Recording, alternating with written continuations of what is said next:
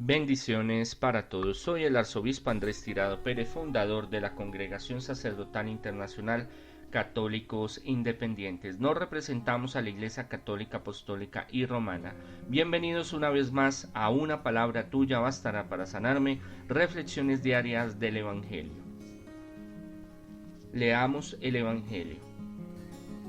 En aquel tiempo, Jesús pasó a la otra orilla del lado de Galilea, o Tiberíades. Lo seguía mucha gente, porque veían los milagros que hacía con los enfermos. Jesús subió a un monte y se sentó allí con sus discípulos. Estaba próxima la Pascua, fiesta principal de los judíos. Al alzar Jesús la mirada y ver aquella gran multitud que acudía a él, dijo a Felipe: ¿Dónde podríamos comprar pan para que puedan comer todos estos? Dijo esto para ver su reacción, pues él ya sabía lo que iba a hacer. Felipe le respondió: aunque se gastase uno el salario de más de medio año, no alcanzaría para que cada uno de estos probase un bocado. Otro de sus discípulos, Andrés, el hermano de Simón Pedro, intervino diciendo: aquí hay un muchacho que tiene 5 panes de cebada y 2 peces, pero ¿qué es esto para tanta gente? Jesús dijo entonces: hagan que se sienten todos. Se sentaron todos sobre la hierba, que era muy abundante en aquel lugar.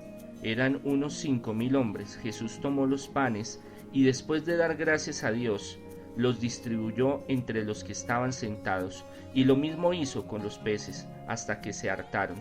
Cuando quedaron satisfechos, Jesús dijo a sus discípulos: recojan lo que ha sobrado para que no se pierda nada. Lo hicieron así, y con lo que sobró a quienes comieron, de los 5 panes de cebada, llenaron 12 cestos. La gente, por su parte, al ver aquel milagro, comentaba: este hombre tiene que ser el profeta que iba a venir al mundo. Se dio cuenta Jesús de que pretendían llevárselo para proclamarlo rey, y se retiró de nuevo al monte él solo. Palabra del Señor. Gloria a ti, Señor Jesús. Que por medio de este evangelio sean perdonados nuestros pecados. Así sea. De los milagros más estudiados, podríamos decirlo de esa forma, entre los más eruditos exégetas y historiadores, aún desde la parte arqueológica, es los milagros de prosperidad. ¿Y cuál es uno de los milagros de prosperidad? Y donde tiene una unidad en los evangelios, tanto en los sinópticos, Mateos, Marco y Lucas, como el de Juan, que es la multiplicación de la prosperidad, la multiplicación de los peces y de los panes. Por algún tiempo, en la segunda búsqueda del Jesús histórico, se pensó que esto era un artífice, un instrumento literario, como para darle fuerza y poder, y un símil de el paso del pueblo de Israel por el desierto y la alimentación que reciben, el maná de Moisés, que lo escribe los evangelios para los evangelistas, las escuelas apostólicas, para darle un matiz de milagro, pero que en sí no era ningún milagro, sino que cada uno llegó y sacó de su bolsa su alimento, los peces, los pescados, los panes. Pero en realidad, según las últimas hallazgos arqueológicos, se han encontrado lugares en Jerusalén del primero y segundo siglo después de Cristo, con lugares cercanos donde se hicieron, o muy posiblemente donde se realizaron estos hechos de la multiplicación, de prosperidad, de cómo Jesús transforma la materia, de cómo Él no solo alimenta con su palabra, su ejemplo, sino también de forma física. Él viene a sanar, a liberar y a prosperar, y lo hace con la multitud, y lo hace con una extensión de los apóstoles, porque los apóstoles ayudan en este milagro. Entonces muchos creyeron que eso era, o todavía creen que fue un mito, una leyenda, que fue un lenguaje literario utilizado por los apóstoles. Se habla mucho de la fuente Q o del documento Q, que es una teoría de un documento preexistente antes de los evangelios donde eh, hablan de la unidad de los evangelios, donde vienen eh, fragmentos de los evangelios en los cuales tienen concordancia teológica. Esto no se ha comprobado, pero de mi propia cosecha, de mi propio pecunio, de mi propio razonamiento teológico, si estudiamos los evangelios, los 4 evangelios, vamos a ver que muchos puntos tienen convergencia y que en muchos puntos se ve como hay una tradición oral, primero que todo, de las escuelas apostólicas que se entrelazan de los hechos, dichos y hechos de lo que sucedió con Jesús. Y esto trascendió tanto que está impregnado los evangelios, están sellados los evangelios con estos acontecimientos. Y en estos hallazgos arqueológicos han encontrado lugares donde hay representaciones de la multiplicación de los peces y de los panes. Esto quiere decir de que fue un milagro colectivo grande que quedó incrustado en la mente de todos los espectadores, de los apóstoles y todas las personas que estuvieron ahí, porque fue algo que trascendió a través de los tiempos. Entonces ahí se puede descartar que fuera un mito o una leyenda. Pero esto ya es algo más de fe, esto ya es algo más de entrega personal del Señor, esto es algo más de encuentro personal con el Señor. Si se dieron, si fueron 2.000, 3.000, 5.000, 10.000 peces o panes, si fueron 5.000 o 10.000 personas, en el fondo esto es una cuestión de especulación teológica o teología de la especulación, cosas que en realidad no le quitan, ni le suman, ni le restan a lo que Jesús hizo. Lo que estamos viendo y lo que Juan narra es un milagro en el cual tiene una proyección al rito eucarístico, a la Sagrada Eucaristía, a través del pan, a través del sacrificio que Jesús va a hacer a entregarse para nuestra salvación. Al partirse, cuando a él lo crucifican, lo destruyen, lo parten, así como él coge el pan, lo bendice, lo parte y lo entrega a sus discípulos y a esta gente, porque en los evangelios sinópticos no se habla, o sea, Lucas, Marco y Mateo, de que él le diera personalmente a algunos el pan fraccionado, sino que los apóstoles ayudaron en esa tarea. Aquí sí lo dice. Eso no quiere decir de que no haya sucedido, lo que pasa es que son versiones diferentes que se complementan, y por eso les digo de que esto viene, según mi investigación, mi análisis, de fragmentos de eventos de una tradición oral mucho más amplia, de pronto documentos más antiguos que soportaron después la creación de los evangelios como tal. Entonces, eso es una prueba de que lo que sucedió no fue solo un mito, no fue solo una leyenda, no fue solo un artículo literario para darle más resalte o valor a lo que Jesús hacía. Pero para entender un poco más el Evangelio y este milagro poderosísimo que Jesús hace, que en cualquier momento nos lo puede hacer, nos puede dar esa bendición material, a nosotros debemos de escudriñar un poco más la palabra del Señor. En aquel tiempo Jesús pasó a la otra orilla del lado de Galilea o de Tiberíades. Tiberíades es una ciudad que por honor a Tiberio la construyen al norte de Galilea, del lago de Galilea. Galilea, ¿por qué? Porque hay un extremo que pega con Galilea. Lo llamaban el mar de Galilea, lo llamaban el mar de Tiberíades, el lago de Tiberíades, el lago de Galilea, era lo mismo. Lo que pasa es que para la concepción de ellos era un lugar tan grande, y es que es grande ese lago, y puede llegar hasta unos 40 o más de metros de profundidad en algunas zonas, que lo pensaban que era como un mini mar, o en los mapas antiguos lo ponían como una división geográfica, como un mar. Entonces por eso también lo conocemos como mar de Galilea, lago de Galilea, lago de Tiberíades o el mar de Tiberíades. Esto lo sitúa en un proceso geográfico que Juan no es muy en este texto, en otros sí es mucho más preciso, pero en este texto no precisa el lugar exacto y cómo fue y en la época sobre todo, aunque más adelante en el texto lo hable, pero no inicia, o sea, su origen de este relato no inicia en un lugar como tal definido. Para él no es importante, para él es importante lo que Jesús hace, cómo lo hace y el impacto que tiene, que eso es lo que nos va a transformar a nosotros y nos va a dar como ese sentido de pertenencia y de profundidad. Seguramente Jesús iba de camino, quería descansar, se alejó de donde estaba hasta el otro lado, hasta la otra orilla donde estaba Tiberíades. Era por el mar de Galilea, por el lago de Galilea, era mitad de camino. Muchos ya estaban al otro lado, muchos otros iban bordeando el camino, y seguramente él se fue descansando, hablando con los apóstoles, como que teniendo un encuentro con ellos mientras llegaba al otro lugar.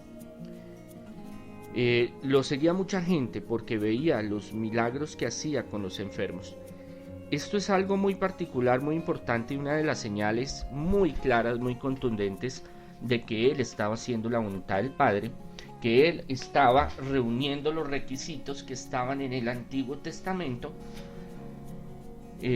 donde estos milagros lo perseverían a él, lo enmarcarían, lo señalarían como el Mesías, como el Salvador. Uno es la sanidad, sanidad espiritual, sanidad económica, sanidad física, sanidad de salud, biológica, sanidad emocional, psicológica. Todas esas sanidades están juntas o las realiza en el ministerio de Jesús, y era una marca indeleble de su misión, y que él estaba cumpliendo lo que se había profetizado en el Antiguo Testamento de lo que él venía a hacer. Eso era como una clave para los que venían detrás de él y conocían la palabra del Señor. ¿Por qué conocían la palabra del Señor? Porque desde niños se les formaba en la palabra del Señor, porque la Torá, la Tanaj, el Antiguo Testamento era muy importante conocerla, estudiarla y aprenderla de memoria. Desde los más niños iban a la sinagoga, niños y niñas, dice Tertuliano y dice Flavio Josefo. Entonces es importante ver que este es un hecho donde mucha gente lo perseguía a Jesús porque buscaban milagros, milagros financieros, milagros económicos, milagros materiales, milagros de prosperidad, milagros de liberación, milagros de sanidad. Pero uno de los milagros más importantes, y hoy lo vemos en día en la pandemia, es la salud. Usted con salud trabaja, usted con salud tiene hogar, usted con salud tiene lo sentimental, cuando usted está enfermo, usted no piensa en nada más sino en recuperarse. Y le dan obsesiones y le da angustia. Me voy a morir, voy a sanar, no me voy a sanar. A veces siento como que me va a mejorar y vuelvo y recaigo, y como que veo esto, todo me duele y todo es difícil. Entonces la sanidad es uno de los milagros más importantes en nuestra vida. Por eso mucha gente lo buscaba, porque ya había crecido la fama de él. O sea, ya venía una campaña misional donde habían ocurrido muchos milagros extraordinarios, poderosos, donde ya tenía una gran fama de sanador, de liberador. Esto está en escritos extrabíblicos, donde varios narran y dicen que era un gran profeta, un gran sanador, un gran liberador, que ejercía los milagros en su ministerio. Jesús subió a un monte. Cuando llegó, se bajó, después se subió a un monte y se sentó allí con sus discípulos. Era muy frecuente que él se aislara en ciertos momentos para departir, para hablar, para organizar qué iban a hacer.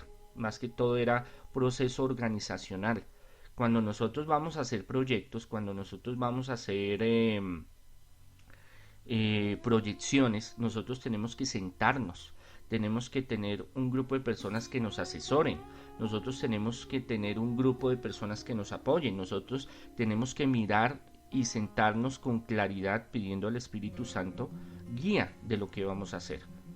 Cuando fracasan nuestros proyectos es cuando nosotros no recurrimos al especialista. ¿Cuál es el más grande especialista? Es Dios, el Espíritu Santo, Jesús, y nos desbocamos a hacer esto va a salir, esto no sé qué, y armamos películas, eso mejor dicho, la guerra de las galaxias, Star Wars y todo lo que quiera, y mejor dicho, Rambo, Depredador. Bueno, usted se mete en la Segunda Guerra Mundial en su cabeza y va a organizar y voy a hacer y voy a correr, pero usted está jugando solo, usted no está jugando con sus compañeros, con los que debe jugar, la Virgen, los ángeles, los santos, Dios, y por eso a veces uno se estrella. Entonces siempre hay que tener planeación, y eso lo hacía Jesús.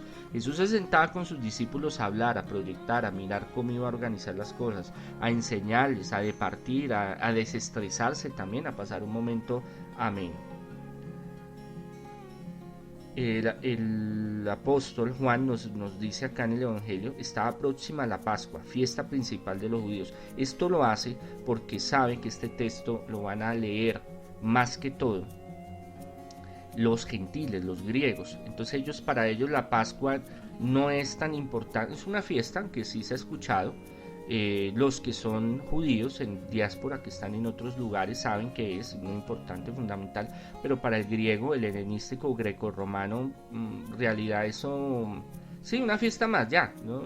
Pascua, sí, bueno, una fiesta de los judíos que se reúnen, pero por eso él agrega fiesta principal de los judíos. Habían 3 fiestas principales, entre ellas la Pascua, era una muy importante para conmemorar ese momento del paso, ese momento del sacrificio del cordero, de la entrega de Dios a Moisés, el pueblo de Israel, a la salvación, a la salida, a la liberación. Entonces es una fiesta muy importante.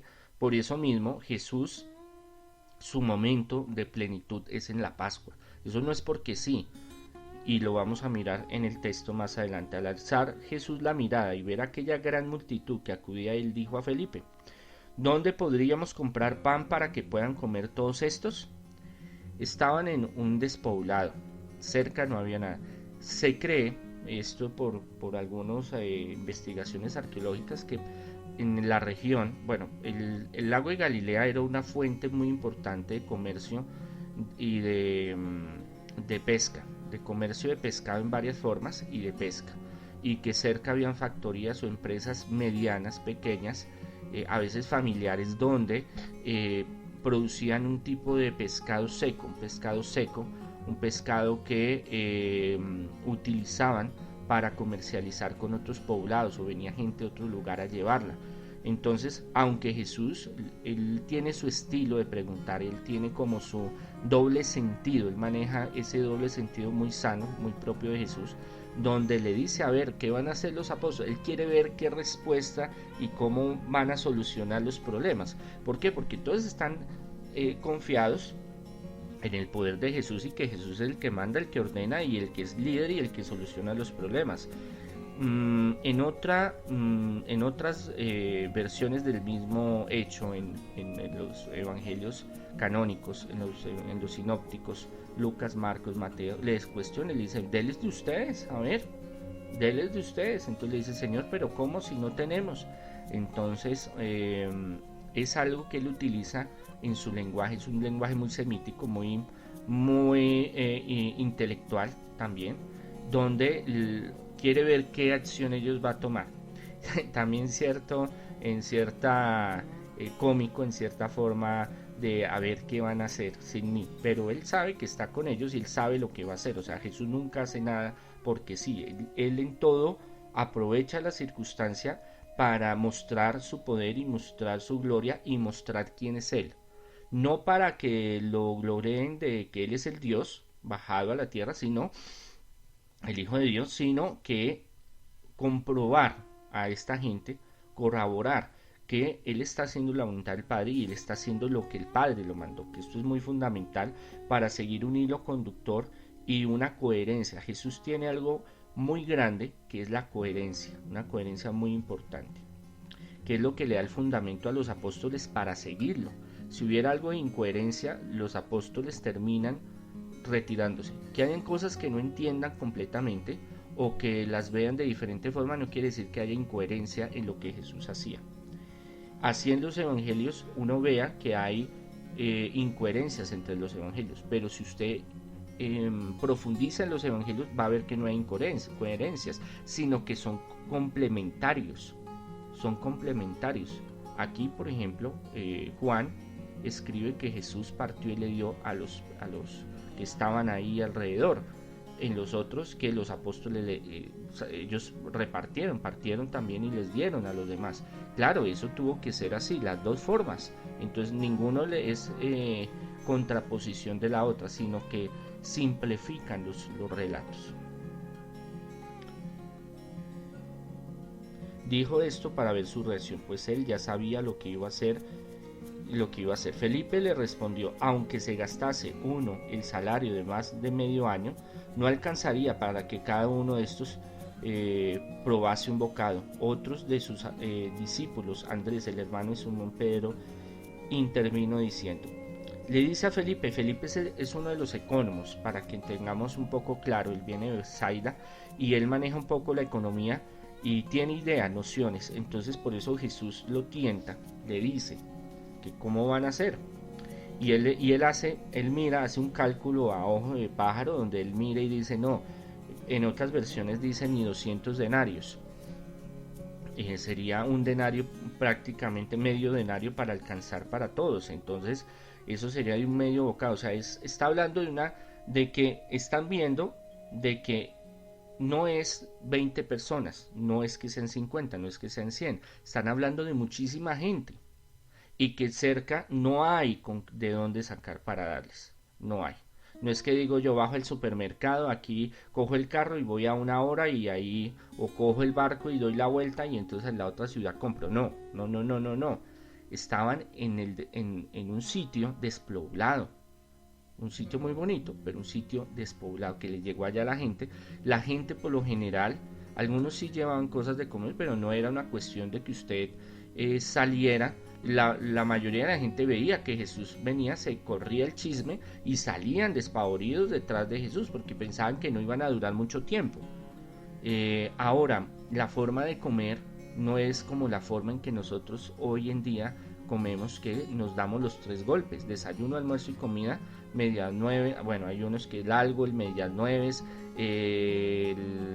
el antojito, las 11, bueno, en fin, no. En ese tiempo era muchas veces una sola comida o 2 comidas en el día, porque no habían recursos, porque la época era así, era muy normal eso de que venga, es que el desayuno, almuerzo y comida y medias 9 y el algo y el después y no, eso no era en esa época, porque tenían costumbres diferentes, y no solo en el oriente, sino el occidente también era muy parecido.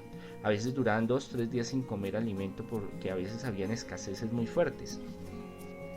Entonces, él hace un análisis financiero.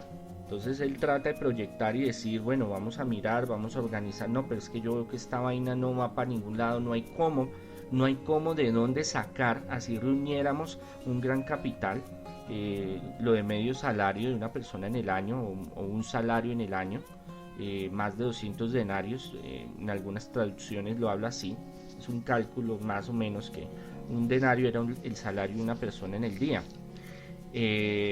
Hablando de 4 o 5 millones, de 3 millones de pesos, 2 millones de pesos. Es un cálculo muy mal hecho mío, pero es para que se den un poco de cuenta, porque es que el hacer la conversión de las monedas de esa época, el valor de la plata como tal, el valor de las monedas como tal, el valor de los artículos que se compraban en ese entonces, la inflación en ese entonces, todo eso hay que multiplicarlo y dividirlo, sumarlo, restarlo, para que pueda medio de llegar a una cifra exacta. Entonces por eso aquí en el Evangelio no hacen ese cálculo tan matemático administrativo que muchos quisieran tener. Igual no es importante. El hecho es que resalta que no hay con qué, que hay mucha gente que están esperando, ya se les hizo tarde, hace hambre, no son cuerpos gloriosos, y pues obviamente, ¿qué pueden hacer? Otro de sus discípulos, Andrés el hermano de Simón Pedro, intervino diciendo, Andrés el hermano de Simón Pedro, porque ellos tienen una importancia grande en los apóstoles. Por eso Andrés habla, toma la palabra. Aquí hay un muchacho que tiene 5 panes de cebada y 2 peces, pero ¿qué es esto para tanta gente? Entonces 5 y 2 son 7, es plenitud. Ahí es donde se preconiza lo que va a suceder del milagro. Y muy posiblemente era algún vendedor, alguien que estaba por ahí vendiendo, que había gente que así como cuando usted va al estadio, o bueno, íbamos al estadio, o a un evento, usted ve gente que está vendiendo afuera y según hallazgos arqueológicos era muy frecuente que se encontrara desde hace mucho tiempo vendedores, gente que se la rebuscaba, que se iba a estos eventos a vender, a hacerse su día. Es más, miren, las ruinas del Coliseo y de varios coliseos que con el tiempo se destruyeron, haciendo excavaciones encontraron muchos restos de pollo, por ejemplo, pollo frito, pollo asado, pollo cocinado, los huesos. Entonces quiere decir de que sí había un comercio donde había gente que se dedicaba a esa parte. Entonces encuentran a este muchacho y el pan de cebada era el pan de los pobres, el pan de que no podía, era muy humilde, era un pan muy sencillo, era un pan muy casero, un pan que en realidad servía para comer, pero no era de un sabor muy agradable. Y 2 peces se refiere a pequeños, no eran unos peces grandes, decir, uy, es que son unos bacalaos grandísimos, no, eran unos peces pequeños, algo muy, muy informal, que hay esta teoría que de pronto era un vendedor por ahí que estaba, o alguien que le piden, bueno, hay alguien, tienen comida, ¿qué tienen? Entonces también se da cuenta, nos damos cuenta que el mismo relato nos lleva a saber y entender de que no había más. O sea, no, el mismo apóstol Andrés dice, ¿qué es esto para tanta gente? O sea, no hay, buscarían, hablarían, pero pues, todos están vaciados, todos están llevados. Y panes de cebada, el pan de los pobres. Jesús dijo entonces, hagan que se sienten todos. Tenían una forma en ese tiempo de, cuando había mucha multitud de gente, para que no hubieran tantos manifestaciones y enredos y conflictos, porque a veces se daban, porque querían estar con Jesús, se volvía como obsesivo, lo asfixiaban a Jesús, por eso Jesús tenía que retirarse a veces. Entonces hacían grupos de 50 a 100 personas, más o menos ese era el número. A los hombres los ponían en un lugar y a las mujeres en otro y a los niños en otro. A veces mujeres y niños en los mismos grupos y ancianos, y otros a los hombres. ¿Por qué? Porque los hombres tenían más prioridad tanto en el imperio romano, en el imperio helenístico griego, en Siria, en Babilonia, en Persia, en Egipto, en Israel, los hombres eran primeros. Entonces vivimos un machismo muy berraco desde hace mucho tiempo. Y en estos grupos, en estos semicírculos que hacían, en estos grupos los hacían sentar y Jesús predicaba, pero ustedes dirán, ¿cómo hacía para que tanta gente, no sé si ustedes se hayan preguntado, por qué tanta gente lo seguía y que dónde tenía el picot, como lo llamamos en la costa, esos grandes amplificadores, dónde está el megáfono, dónde está los parlantes, mejor dicho, de concierto para que todo el mundo escuchara? ¿Cómo hacían? Muy fácil. Él al grupo de los que estaba alrededor les decía, y otros les llevaban la información a los otros, y así se transmitían en los mensajes lo que Jesús decía. Por eso los discursos de Jesús con la multitud no son largos, no son grandísimos, porque eso implicaría mucho esfuerzo y que se perdiera gran parte del mensaje. Por eso Jesús es un maestro, por eso lo llaman Rabí, maestro de la predicación, porque él era muy conciso, muy preciso, utilizaba analogías, símil, parábolas, paralelos a la realidad, situaciones que ellos vivían, porque eso quedaba impregnado en sus mentes, porque había de todos los niveles, desde gente supremamente muy preparada, como vemos que habían hasta de sumos sacerdotes, y de gente, escribas y rabinos y fariseos, que iban a ver qué decía, para fregarlo, para joderlo también, otros porque por curiosidad, a gente muy humilde, muy sencilla, gente que tenía algo de formación porque la había recibido en su casa o en la sinagoga, pero gente que no tenía un mayor conocimiento de la palabra de Dios. Entonces él tenía que organizar todo un esquema de predicación para que esa predicación no fuera muy extensa, porque la memoria de nosotros cuando son muchos detalles se pierde, pero que fuera condensada, sincretizada y que tuviera un valor, una profundidad, un peso histórico, un peso teológico, un peso espiritual, un peso ideológico, filosófico muy profundo y que sirviera para estar reflexionando como una medida muy semítica, muy rabínica de hacer las predicaciones. Pero Jesús pues ya lo llevaba al máximo. Eran unos 5.000 hombres. Después de ellos de empezar a sumar y a restar, porque ellos sabían leer, ellos sabían sumar, ellos sabían restar, porque muchos dicen, no, es que ellos eran unos ignorantes, ellos no sabían nada. No, no señor, ellos desde niños les enseñaban, porque el pueblo judío tenía una particularidad muy diferente de otros pueblos, era que se preocupaba en la enseñanza. La enseñanza era fundamental porque en la enseñanza en la sinagoga, desde los 4, 6, 7 años hasta los 12, 13, tenían que aprender a escribir, a leer, matemáticas, sumar, restar, la ley, la Torá, el orden, la disciplina, la ley, la moral, todo se hacía en el mismo lugar. A veces pensamos que la sinagoga solo era un sitio de recreo o un sitio solo para orar, no, era un sitio para todas estas cosas. Entonces ellos cogen y suman y restan y dicen, no, hay 5.000. Y estos 5.000, el número 5.000 pudo haber sido más o menos, eso no es lo importante. El hecho es que era muchísima gente y que el 5.000, el número 5 quiere decir de que hay muchísima gente, que el 5 es como un estado de espera, que están esperando. El número 5 es espera en la Sagrada Escritura, en la numerología. Jesús tomó los panes y después de dar gracias a Dios, esto es algo muy semítico y algo muy judío, donde el pater, el padre de la casa, él cogía y hacía la bendición. Para ellos era muy importante la bendición, darle gracias a Dios y bendecir los alimentos. Entonces Jesús lo hace como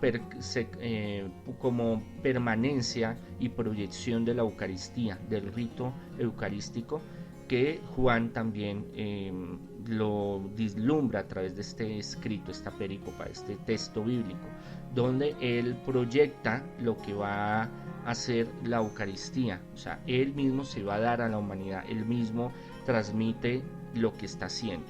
Entonces los distribuye, después de dar gracias a Dios, los distribuyó entre los que estaban sentados, y lo mismo hizo con los peces hasta que se hartaron. Hartaron quiere decir hartaron, llenaron, satisfechos.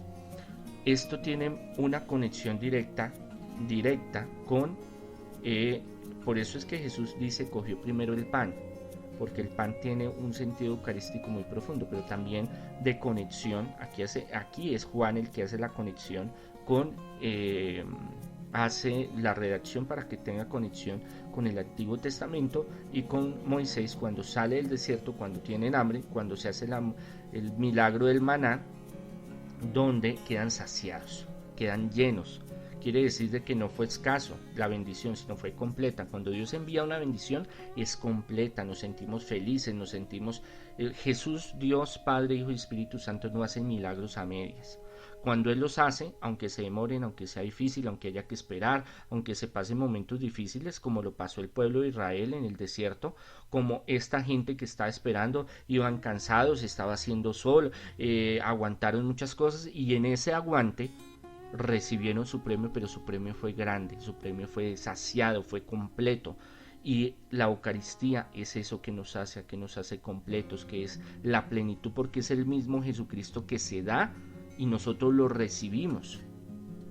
Tanto así que en el inicio del cristianismo primitivo, paleocristianismo, los romanos perseguían, los grecorromanos perseguían a los romanos, a los cristianos, y pensaban que ellos eran caníbales, que se comían la carne, porque como ellos decían, este es mi cuerpo, esta es mi sangre de la alianza nueva y eterna, ellos, como no conocían bien y era un poco secreto cómo eran las reuniones de los cristianos, ellos pensaban inmediatamente no que era algo litúrgico, no que era una representación, una conmemoración viva, porque es viva, realmente ahí se hace Jesús, su cuerpo y su sangre, sino que ellos lo ven como realmente cuerpo y sangre, o sea que sacrificaban al otro y se lo comían, que eso pasaba en algunos pueblos bárbaros. Entonces ellos pensaban lo mismo y por eso también los perseguían. Hasta que se hartaron. Cuando quedaron satisfechos, Jesús dijo a sus discípulos: recojan lo que ha sobrado para que no se pierda. Esto también sucede con Moisés. Moisés, después de que ellos comen, les dicen que recojan y guarden en canastas. Le dicen: guarden porque esto nos va a servir para lo demás y este es un pan bendito.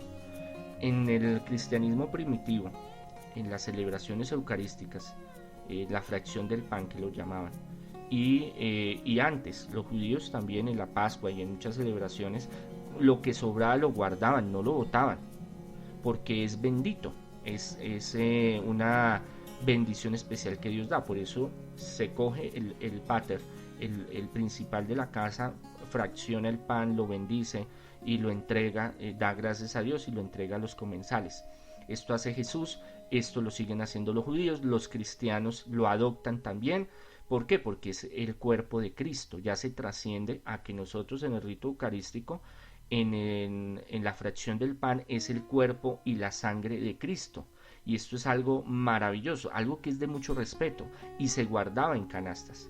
¿Por qué se guardaban en canastas? Ya les voy a decir. Nosotros lo guardamos en el tabernáculo, que es semejanza a el templo, al Sanctum Sanctorum del templo donde estaba la presencia del Señor. Para nosotros es el tabernáculo, es el osario donde guardamos se me olvidó, últimamente se me olvidan, donde nosotros guardamos las formas, el cuerpo y la sangre de Cristo. Y ahí, por eso la mayoría son en madera, porque representan el arca de la alianza. Bueno, eso tiene muchos significados, pero ahorita no nos vamos a ir hasta allá.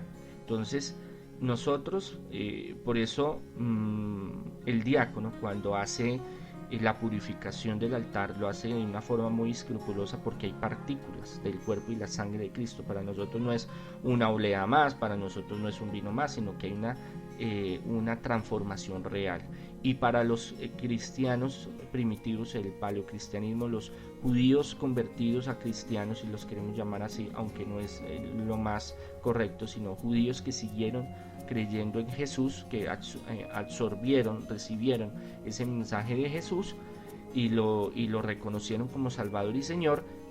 Así como el pan era bendecido y era importante guardarlo, como Moisés mandó a que lo guardaran, y también eso quedó en una ánfora en el arca de la alianza, también nosotros guardábamos, porque es el cuerpo y la sangre de Cristo. Entonces, por eso la importancia del mandato de Jesús de guardarlo para más adelante, porque es algo muy especial. No déselo a los perros, bótelo por ahí, no, sino es lo que sobró, guardémoslo, y esto nos va a servir para más adelante, porque es un pan bendecido, un pan especial, no solo para saciar el cuerpo, sino el espíritu, el alma. Por eso es tan importante la precognición que se hace en este evangelio, y bueno, en la mayoría de los evangelios, que nos habla de los peces, de los panes, nos habla del rito eucarístico y nos habla de esa entrega de Jesús y de esa manifestación de Jesús en este lugar. Y lo hicieron así, y con lo que sobró, a quienes comieron de los 5 panes de cebada llenaron 12 cestos. A los judíos los conocían como los cesteros, porque ellos guardaban todo en cestos. Otros los guardaban en cajones, otros los guardaban en bolsas hechas de tela, de tejidos, otros los guardaban en hojas de algunas hierbas, pero ellos no, ellos tejían, ellos sus propios cestos, o los adquirían, y ahí guardaban todo. Por eso los llamaban los cesteros, porque ellos cargaban con cestos para todo, y ellos guardaban. Para ellos era muy importante y era como una medida de conservar los alimentos, pero también para guardar muchas cosas. La gente por su parte al ver aquel milagro comentaba: este hombre tiene que ser el profeta que iba a venir al mundo. Se dio cuenta Jesús de que pretendían llevárselo para proclamarlo rey y se retiró de nuevo al monte él solo. La gente que iba no era simplemente gente que simplemente miraba qué podían sacar de Jesús, sino que al ver todo lo que se estaba dando, al ver todo lo que se fue desarrollando y de los milagros que Jesús estaba haciendo, dijeron: este es el profeta enviado de Jesús, enviado de Dios, este es el profeta enviado por Adonai, Elohim, Yahvé. ¿Por qué? Porque se hablaba de que el profeta iba a venir a salvarnos. Entonces la figura del profeta, del que iba a venir y que se hablaba que iba a saciar a los judíos en alimento, en sanación, en liberación, en prosperidad, en muchas cosas, es el mismo Mesías. En los evangelios no le dan mucha división o separación el profeta del Mesías, porque es lo mismo, llegan a la misma conclusión. Entonces, claro, ellos llegan a esa misma conclusión la gente, y quiere buscar llevarse, claro, ya van para la Pascua, por eso Juan lo sitúa en que ya casi iba a ser la Pascua, venía gente de muchos lugares y querían cogerlo y llevarlo en procesión y sentarlo allá en el Sanctum Sanctorum, allá en el templo, y decir: este es el Mesías. Claro, Jesús en ese momento no dejó que eso sucediera, porque sencillamente no era su tiempo, no era su momento, ni era la forma, ni él buscaba, como muchos otros creían, de ser un judío que se volvía Mesías y que se volvía el Salvador de la humanidad, en el sentido de un Mesías guerrillero, un Mesías rabínico, un Mesías davínico, donde llegara a liberarlos, a traerles recursos económicos, a traerles que sacaran a los romanos como fuera, y es más, les impartieran justicia, les hicieran lo que a ellos les estaban haciendo, y que Israel volviera a ser una nación poderosa, que otros tuvieran que venir a darles tributo, que otros tuvieran que arrodillarse, que otros tuvieran que venir a pedir su protección, como lo fue en el tiempo del rey David y en el tiempo del rey Salomón. Es importante entender que todo lo que Jesús hacía, lo hacía con un propósito.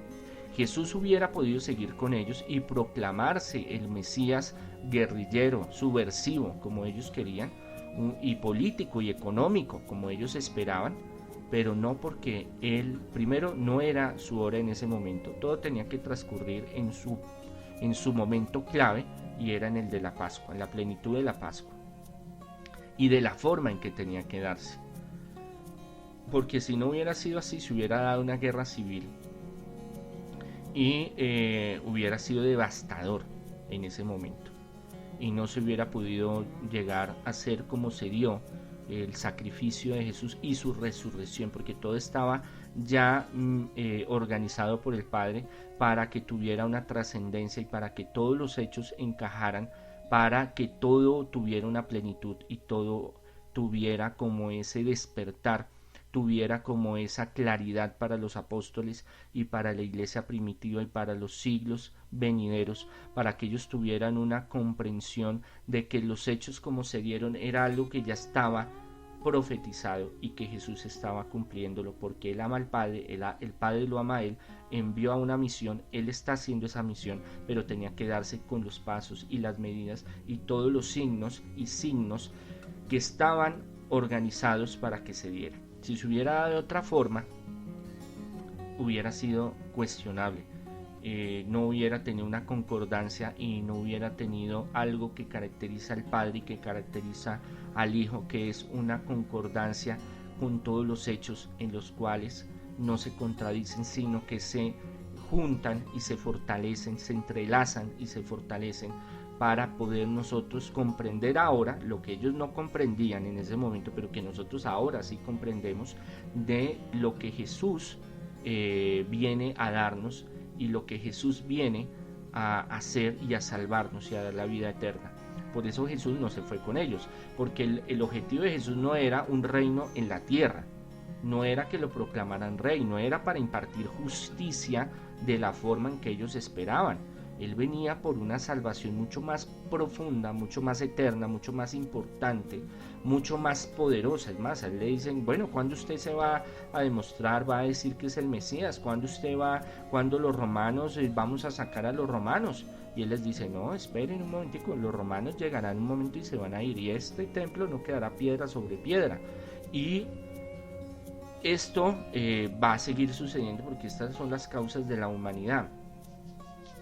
Pero lo que yo vengo a traer, o sea, lo que Jesús viene a ofrecer, lo que Jesús viene a entregar, es algo mucho más profundo, más importante que cualquier reino, que cualquier poder, que cualquier justicia material, cualquier estatus social, económico, político, administrativo que esperaban ellos. Obviamente en su mentalidad esperaban algo que no habían comprendido muy bien porque no habían escudriñado la palabra. Por eso Jesús hace tanto énfasis, y Juan hace tanto énfasis de quién es el Señor. ¿Por qué el Señor hizo esto? ¿Por qué el Señor actuó así? ¿Por qué el Señor se revela de esta forma? ¿Por qué Jesús hace estas cosas? Es algo que nosotros debemos de aprender y debemos de comprender. Algunos cuestionan si hubieron 5.000 hombres, pero yo les tengo el siguiente dato. Hay un dato arqueológico histórico donde un pseudo Mesías llegó a tener 30.000 hombres reunidos. Entonces no era solo Jesús que pudiera reunir muchísima gente. Lo que pasa es que habían poblados y ciudades y pueblitos cercanos donde había mucha gente y salían. Ellos andaban de un lado para el otro y salían al encuentro de estos personajes, porque el único que llegó a plenitud y a hacer todo lo que estaba en la Sagrada Escritura en el Antiguo Testamento es Jesús. Los demás que vinieron, que fueron varios, Mesías, entre comillas, la mayoría murieron trágicamente, fueron asesinados por el Imperio Romano o los mismos judíos. Y lo otro es que ellos no hicieron lo mismo que Jesús hizo, ni con el estilo, ni la forma, ni los milagros, ni los prodigios, ni las señales. Pero sí, mucha gente, y muchos llegaron a Jerusalén de muchos lugares, no solo eran judíos, de muchos lugares llegaban, y mucha gente se agolpaba, y muchas veces eran 10.000, 15.000, 20.000 hombres. Dios tiene un poder grande para sanarnos, para bendecirnos, para liberarnos, para prosperarnos. Nosotros debemos de abrir nuestra mente, recibirlo y vivir las enseñanzas de Jesús, y veremos cómo los milagros se van a realizar. Así como Felipe hacía cuentas y decía, no, es que esto no se puede. Muchas veces vivimos esa realidad, muchas veces decimos, bueno, pero es que no tengo cómo pagar el arriendo, los servicios, no tengo trabajo, no tengo que comer, o lo que recibo no me alcanza. Y hay milagros de prosperidad material y espiritual. Cada día trae su afán. Dios nos ama, Dios sabe qué es lo que necesitamos, le gusta también que le hablemos y le digamos con cariño, con amor, que nos ayude, que necesitamos milagros de sanación, de liberación, de prosperidad, de abundancia, de liberación, de exorcismo, que necesitamos su vida eterna, necesitamos la vida eterna, el reino de los cielos. A Él le gusta que le hablemos, que le digamos con amor, con cariño, y Él hace milagros. Muchas veces nosotros vemos lo que tenemos, como Andrés dice, mire, es que hay este muchacho y tiene estos panes, estos peces, y ahí se queda. Nosotros decimos, no, tengo esto, tengo lo otro, eso yo no puedo, eso es imposible, eso no se va a dar, es que lo que tengo no me alcanza. Es que vemos solo nuestras posibilidades, que era lo que ellos estaban mirando. Y Jesús, pues obviamente se reía por dentro porque Él sabía lo que iba a hacer, y Dios hace muchos milagros. A veces esos milagros financieros, esos milagros que nos falta el peso para el millón, esos milagros que a veces nosotros queremos que se den grandes, a veces se dan en lo pequeño, en el día a día, en el día cotidiano. A veces nosotros creemos que porque tenemos trabajo, porque tenemos unos dineros ahorrados en una cuenta, entonces eso es seguridad. No, nada es seguro. Ahorita con la pandemia ustedes se han dado cuenta, nos hemos dado cuenta, ni trabajo, ni economía, ni salud, nada es seguro. Todo lo pensamos que estaba asegurado. Vivir, trabajar, comer, hijos, me levanto, me baño, me desayuno, salgo, hago esto. No. Cada día trae su afán, cada día Dios nos prepara. Pero también, a pesar de las dificultades, Dios se manifiesta con un poder extraordinario y nos puede hacer milagros financieros. Yo soy testimonio de esos milagros financieros, milagros de sanidad, milagros de sanación, de liberación, de prosperidad. Y he visto en muchísima gente. Yo hace más de 20 años lidero el ministerio, ejerzo de forma integral el ministerio de liberación y exorcismo, la teología vivencial o carismática, donde he visto el poder total del Señor, he visto su realidad en mí, en mi familia y en cientos de personas en muchos países, porque yo he tenido misiones en muchos países y ayuda a muchísima gente. Dios es el que hace los milagros, gloria al Señor. Y he visto en mí, que estaba en la miseria, estaba en la pobreza, estaba en la enfermedad terrible, he estado en la soledad, he estado en momentos terribles espirituales, y el Señor no me abandona y me ha bendecido y me ha hecho próspero en todo sentido, y en el más importante, en lo espiritual, que es lo que nos vamos a llevar. Entonces, no perdamos la fe, entonces creamos en el poder de Dios, entonces no pensemos que Dios es un mito, una leyenda. Pensemos que Dios obra y que Dios tiene el poder, y que en cada paso que damos, en cada momento que vivimos, en las cosas más pequeñas, ahí hay milagros, y milagros poderosísimos que debemos de valorar, de dar gracias al Señor, como hacen en la fracción del pan Jesús, y después compartir con los demás.